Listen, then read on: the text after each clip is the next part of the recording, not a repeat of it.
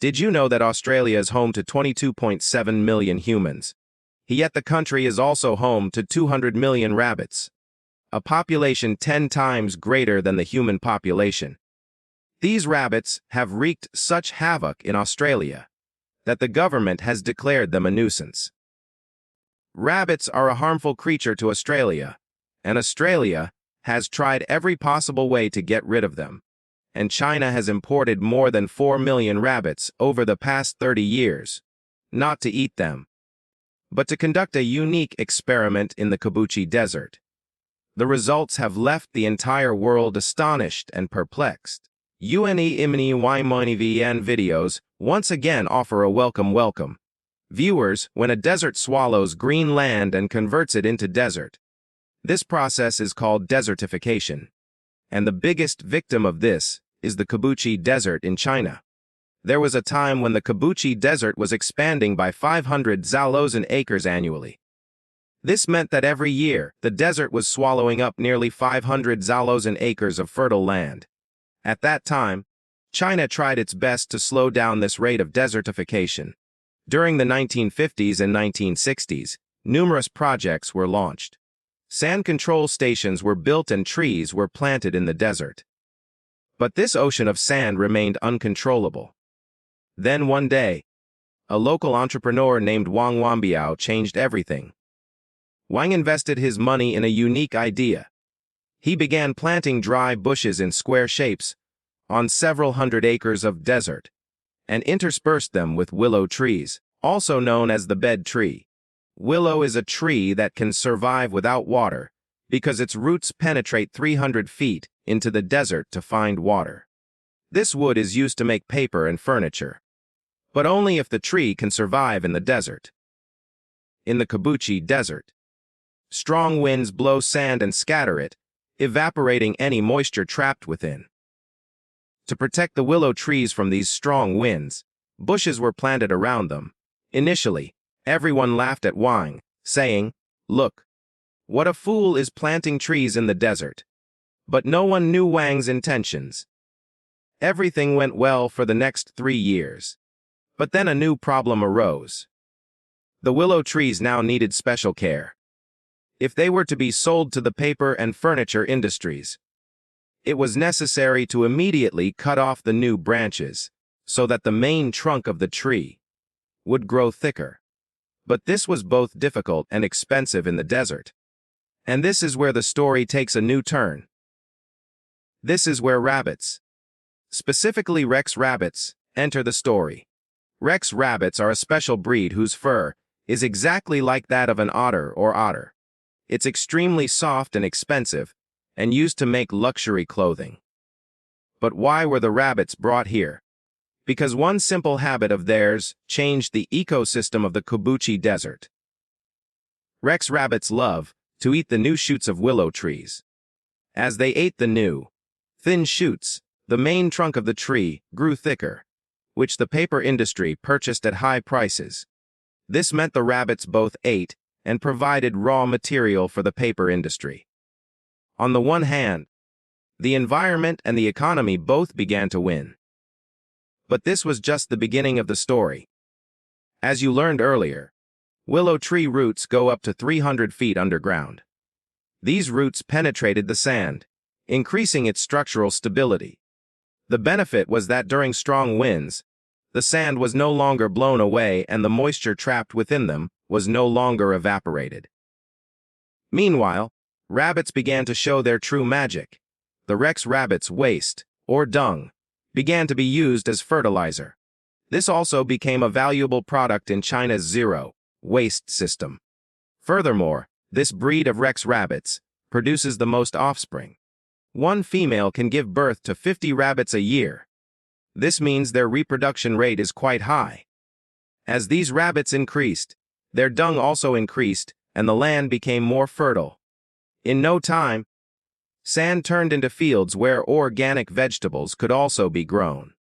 Another important characteristic of Rex rabbits also played a key role in this miracle: their ability to digest grass but not grass seeds. Because of this, the seeds, as it is, would come out with their dung, and after some time, the grass also began to multiply. This meant that the rabbits not only maintained the willow trees, but also grew grass, and eventually, their fruit was sold at a high price.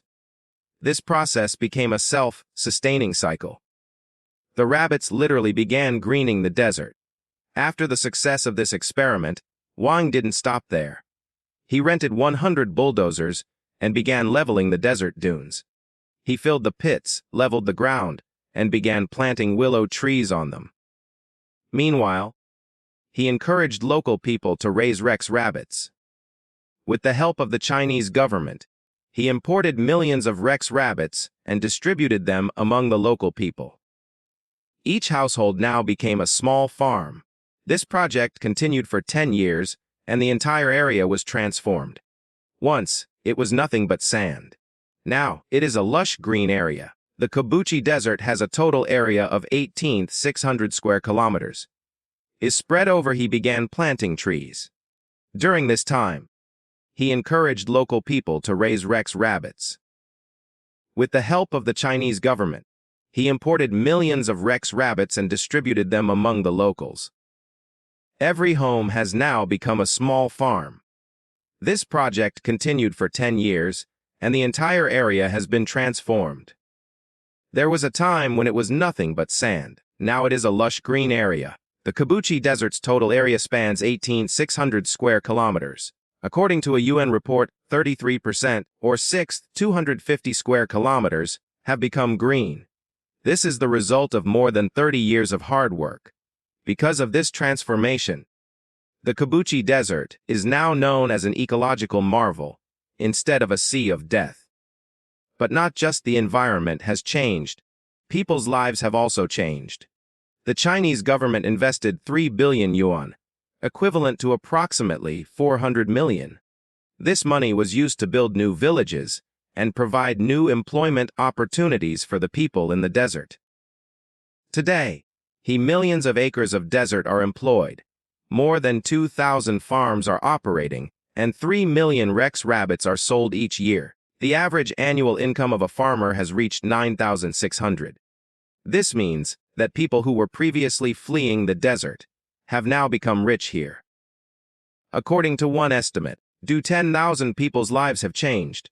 When media reporters visited here in 2017, they saw that the environment here had improved 10 times more than before. Plants, grass, animals, and humans all function in a rhythm.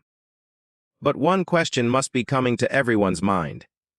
If rabbits can restore the desert to its greenery, why are they dangerous in Australia? In fact, there were no rabbits in Australia until 1859.